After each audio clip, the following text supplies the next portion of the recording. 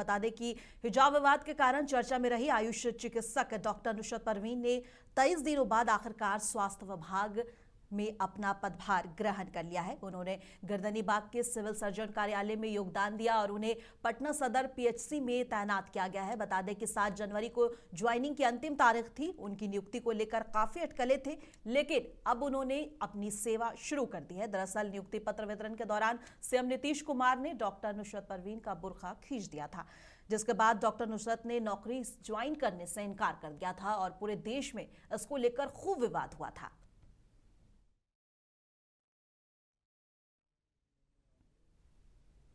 और किशनगंज व्यवहार न्यायालय को बम से उड़ाने की धमकी मिलने के बाद हड़कंप मच गया। जिला जज से सरकारी ईमेल पर आज सुबह 9:47 पर धमकी भरा मेल आया। इसके बाद पुलिस प्रशासन ने तुरंत न्यायालय परिसर की सुरक्षा बढ़ा दी। एहतियात के तौर पर आज कोर्ट की सभी कार्रवाई को स्थगित कर दिया गया है और मौके पर किशनगंज एसपी और एसपीओ पहुंचकर मामले की जांच कर रहे हैं। सुरक्षा एजेंसियों की पूरी तरह अलर्ट है। बता दें कि आज सुबह पटना सिविल कोर्ट को भी आरडीएक्स से उड़ाने की धमकी मिली थी और इसका माध्यम भी ईमेल रहा।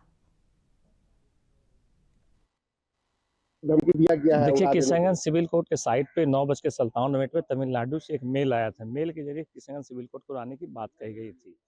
मेल मिलते हैं जिला जज साहब के नेतृत्व में देखा गया और अधिकारियों को सूचित किया गया। एसपी साहब स्वयं आए हुए हैं, एसडीपीओ भी आए हुए हैं। मामले की तहकीकात चल रही है। आज किशनगंज कोर्ट का कार्य को स्थगित कर दिया गया है।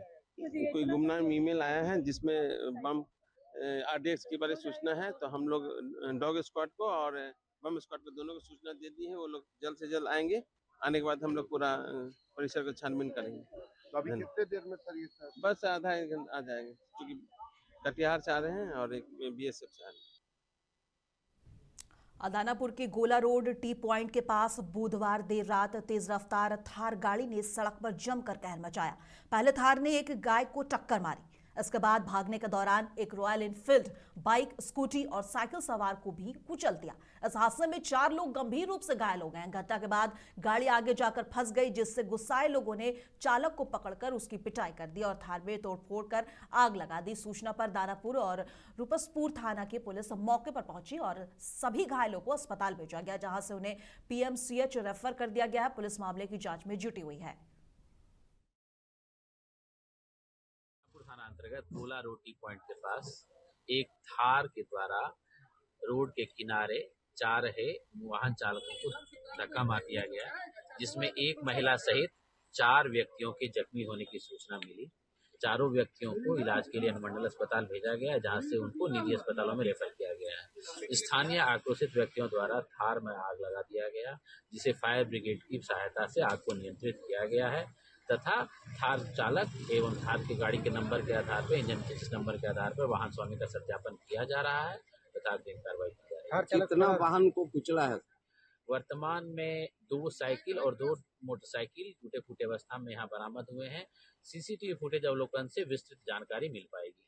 थार वाले का कुछ पता चला सर? अभी तक पता नहीं चल सका है। गाड़ी जल जाने के कारण उनका नंबर प्लेट जल चुका है। उनके इंजन नंबर, चेसिस नंबर के आधार पर उनके स्वामी का सत्यापन किया जा रहा है। किसी की मौत की पुष्टि अभी तक किसी के मौत की पुष्टि नहीं हुई। अब पटना चिड़ियाघर को हाईटेक बनाने के लिए वन विभाग ने नया कदम उठाया है। अब जू का अपना मोबाइल ऐप होगा। इस ऐप से पर्यटक जान सकेंगे कि वे किस एरिया में हैं और वहां कौन कौन से जानवर मौजूद हैं। ऐप के जरिए बच्चों और पर्यटकों को शैक्षणिक जानकारी भी मिलेगी और भ्रमण और भी आसान होगा। सुरक्षा बढ़ाने के लिए चिड़ियाघर में चारों ओर सीसीटीवी कैमरे भी लगाए जाएंगे। इस पहल से पटना जू देश के आधुनिक और तकनीकी रूप से सशक्त चिड़ियाघरों की श्रेणी में शामिल होने की दिशा में कदम बढ़ाएगा।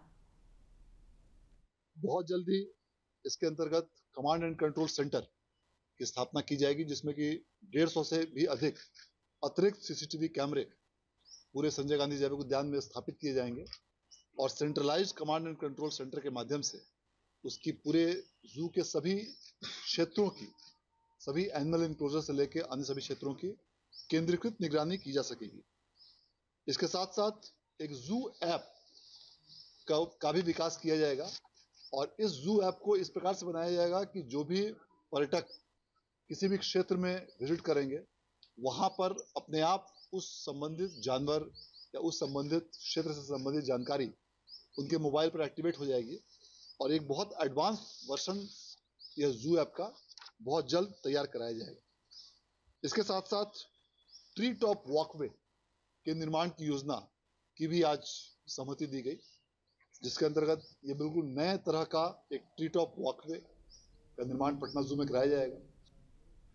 और बांग्लादेश से सोने की तस्करी का मामला अब किशनगंज से जुड़ता नजर आ रहा है। इसी कड़ी में आज पश्चिम बंगाल से आए राजस्व खुफिया निदेशालय यानी कि DRI और BSF की टीम ने किशनगंज शहर के सुनापट्टी रोड पर स्थित एक ज्वेलरी कारखाने में करीब 10 घंटे तक छापेमारी की। यह कारखाना अमर पाटिल का बताया जा रहा है। छापेमारी के दौरान वहां काम कर रहे कर्मचारियों से पूछताछ की गई, जबकि कारखाने का मालिक अमर पाटिल मौके से फरार हो गया। सूत्रों के अनुसार टीम ने 9 किलो चांदी और 700 ग्राम सोना जब्त किया है।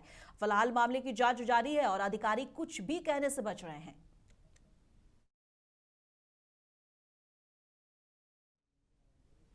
अब बिहार सरकार के राजस्व एवं भूमि सुधार विभाग ने 2003 से 2023 तक के सभी महत्वपूर्ण परिपत्रों और नियमों को 4 खंडों में संकलित कर नियमों का संग्रह तैयार किया है। इससे राज्य भर के अधिकारियों को नियमों और परिपत्रों की हाल की अपडेट जानकारी आसानी से मिल जाएगी। उप मुख्यमंत्री विजय कुमार सिन्हा ने इस नियमों का संग्रह वाले किताब का विधिवत लोकार्पण किया और कहा कि इससे विभागीय कामकाज में पारदर्शिता बढ़ेगी और कंपेडियम में भू अभिलेख और चकबंदी और भू हस्तांतरण, भूमि अर्जन और कृषि भूमि से जुड़े सभी नियम शामिल है। इससे पहल से बता दें कि इस पहल से अधिकारी तेजी से निर्णय ले पाएंगे और नागरिकों को त्वरित सेवाएं मिल सकेंगी। परिपत्र संग्रह कंपेंडियम की उपलब्धता से अधिकारियों को नियम संगत तरीके से कार्य करने में जो सहूलियत मिलेगी, उसके 4 भाग तैयार किए गए हैं। परिपत्रों में प्रावधानों की खोज आसानी से की जा सकेगी। इसके एक भाग में अभिलेख एवं परिमाप तथा चकबंदी से संबंधित संग्रह है। भाग 2 में भू अर्जन, भाग 3 में खास महल भू हस्तांतरित भूमि बंदोबस्त, लोक भूमि अतिक्रमण में सैरात फेरी घाट बंदोबस्ती, राजस्व संग्रह, भू लगान, शेष मेला प्राधिकार और सी में वास भूमि बंदोबस्ती, बेदखली अभियान बसेरा, भू हदबंदी, भूदान, काश्तकार बटाईदार, कृषि भूमि परिवर्तन से संबंधित है। मधेपुरा में इंसानियत को शर्मसार कर देने वाली घटना सामने आई है। मुरलीगंज के भैरोपट्टी में 3 दिनों से लापता एक महिला का शव मिलने से पूरे इलाके में सनसनी फैल गई है। 32 साल की हिना परवीन का शव घर के पास ही एक भूसा घर से बरामद हुआ। परिजनों का सीधा आरोप है कि चंदन और कुंदन नाम के 2 युवकों ने पहले हिना का अपहरण किया और फिर उसके साथ गैंगरेप के बाद उसकी बेरहमी से हत्या कर दी। इस वारदात ने 6 मासूम बच्चों के सिर से मां का साया छीन लिया है। पति की मौत के बाद हिना ही मजदूरी कर अपने 5 बेटियां और 1 बेटे का पेट पाल रही थी। अब सबसे बड़ा सवाल यह है कि घटना के इतने समय बाद पुलिस के हाथ खाली क्यों हैं? आरोपियों की गिरफ्तारी कब होगी? और जब परिजनों के मुताबिक धमकियां पहले से मिल रही थी और परिवार नाम साफ बता रहा है, तो कार्रवाई में इतना देर क्यों? देखिए हमारे संवाददाता मुनाजिर आलम की रिपोर्ट। 2 दिन से मिसिंग थी। आज सुबह सूचना मिला कि भूसखाल में उनका डेड बॉडी मिला है। पुलिस घटना पे पहुंच करके जो विधि अनुकूल कार्रवाई कर रही है, इंक्वेस्ट करके पोस्टमार्टम के लिए भेजा जा रहा है। इसमें जो भी नाम आ रहा है उसको इमीडिएट कार्रवाई करके गिरफ्तार करके जेल भेजा जाएगा, तो जल्दी से जल्दी इसका उद्यान किया जाएगा। सर, परिजन का आरोप था कि 10 दिन पहले महिला के साथ मारपीट किया गया था। वैसे कोई सूचना थाना को नहीं दी गई थी।